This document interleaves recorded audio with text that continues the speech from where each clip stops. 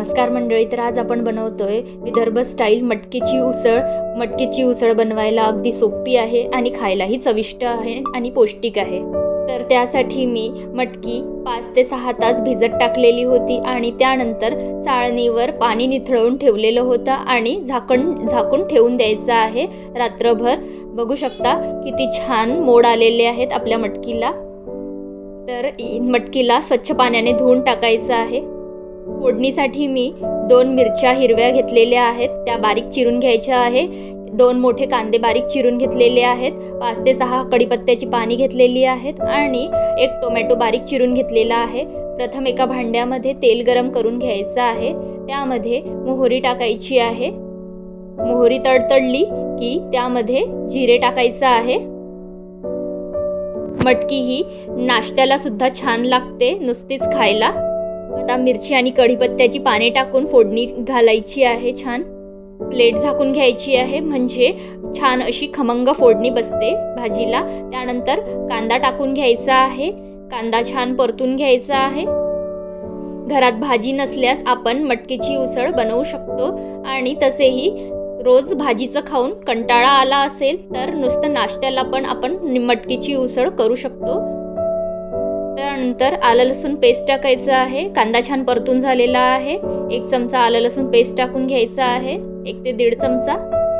त्यानंतर आलं लसूण पेस्ट छान परतून घ्यायचं आहे।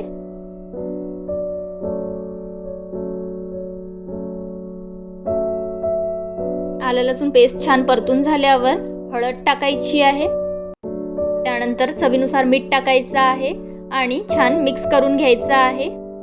त्यानंतर लाल तिखट टाकायचं आहे। तुम्हाला जेवढं तिखट हवं असेल तेवढं तुम्ही टाकू शकता। मिक्स करायचं आहे। त्यानंतर थोडंसं पाणी टाकायचं आहे, म्हणजे मसाले छान परतल्या जाईल। त्यानंतर मोड आलेली मटकी टाकायची आहे।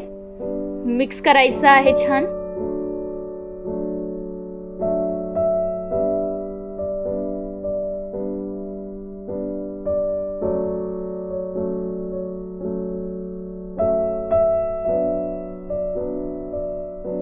नंतर झाकण झाकून मटकी शिजवून घ्यायची आहे। थोड्या वेळाने चेक करायचं आहे, पाणी पूर्ण आटलेलं आहे। मिक्स करायचं आहे।